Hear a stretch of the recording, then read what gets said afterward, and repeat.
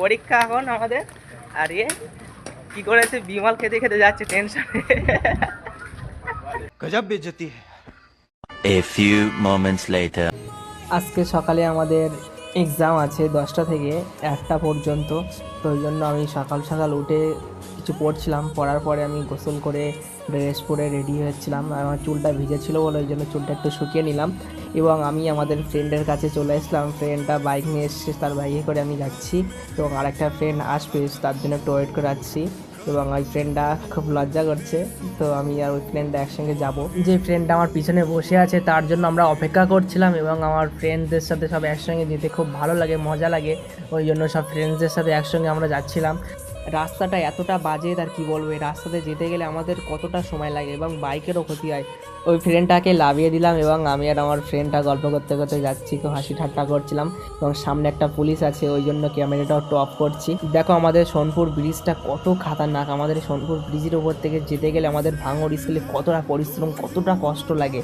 এবং আমাদের দেখো খালটা কত ভয়ঙ্কর খাল, ব্রিজটা দেখলে ভয় লাগবে, কত খাতারনাক। এখানে এবার আমি এক্ষুনি লেবে যাব, কারণ আমার ফ্রেন্ডটা এত কষ্ট করে এখান থেকে নিয়ে যেতে পারবে না। যদি গাড়িটা উল্টে পড়ে যায় আমরা তখন কী হবে, ওই জন্য আমি গাড়ি থেকে লেবে গেলাম। এবং দেখো আমাদের খালটা কতটা খাতারনাক, দেখলেই ভয় লাগে। এই দেখো কত কষ্ট করে নিয়ে যাচ্ছে এখান থেকে, পুরো খাতারনাক একদম। রাইডার, সে পুরো রাইডার, বুঝলে। এই উপরতে আমার যেতে নিজেরই ভয় লাগছে, তাহলে কীরকম বলো, তাহলে বাইকে নিয়ে গেছে।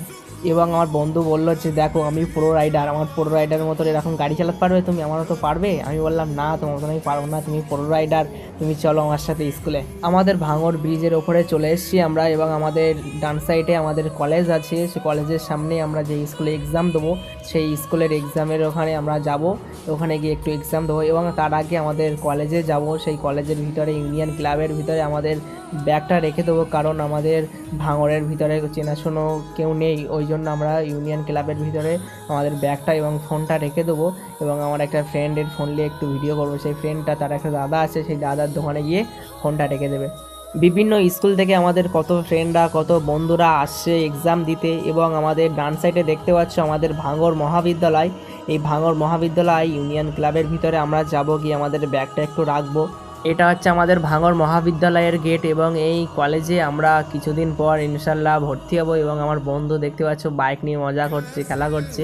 ও বলছে দেখ আমি প্রো রাইডার মতন বাইক নিয়ে চলে যাচ্ছি, সায়াত করে দেখো কিরকম করে নিয়ে যাচ্ছে বন্ধু।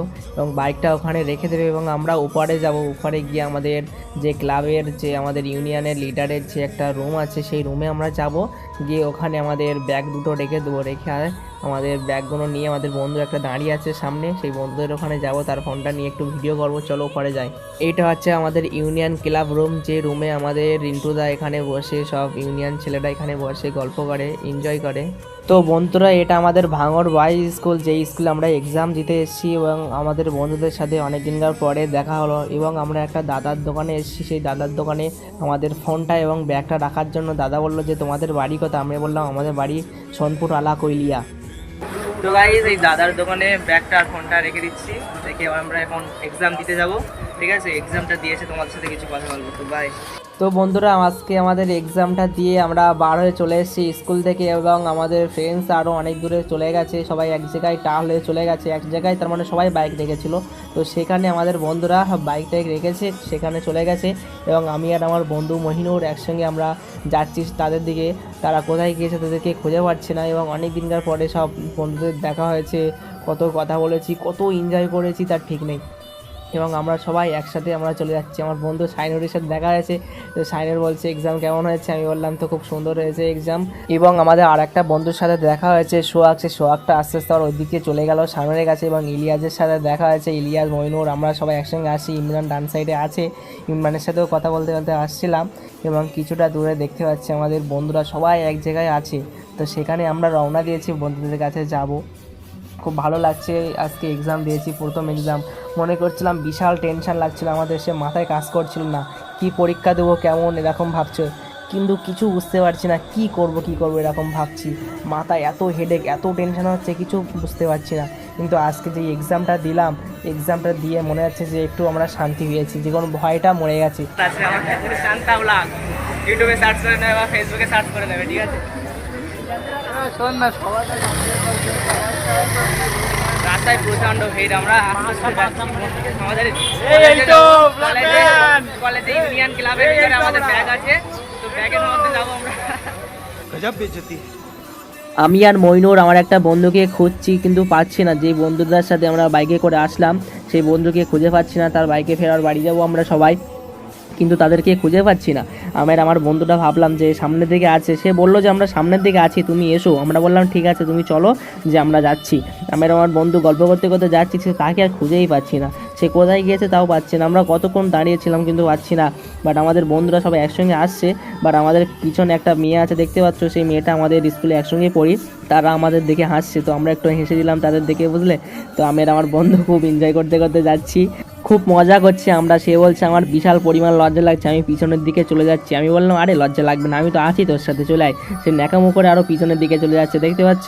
আমাদের এক্সামটা না কত সুন্দর বলতে হয়েছে মোটামুটি, বাট বেশি ভালো না আর বেশি খারাপও না, সুন্দরই লিখেছি। এবং আমার এই বন্ধুটা বলছে শুধু তাড়াতাড়ি বসেছিলাম কিন্তু কোনো লিখতেই পারিনি, কিন্তু আমরা লিখেছি, মোটামুটি লিখেছি, ভালোই নাম্বার উঠবে। আর রেজাল্টের সময় দেখা যাবে কি ভালো ওঠে কি আমাদের শেষ হয়ে যায়, বুঝলে। তো গাইজ আমাদের ভিডিওটা এই পর্যন্ত সমাপ্ত করছি, আবার নতুন একটা ব্লগ নিয়ে চলে আসবো। তো আপাতত বাই।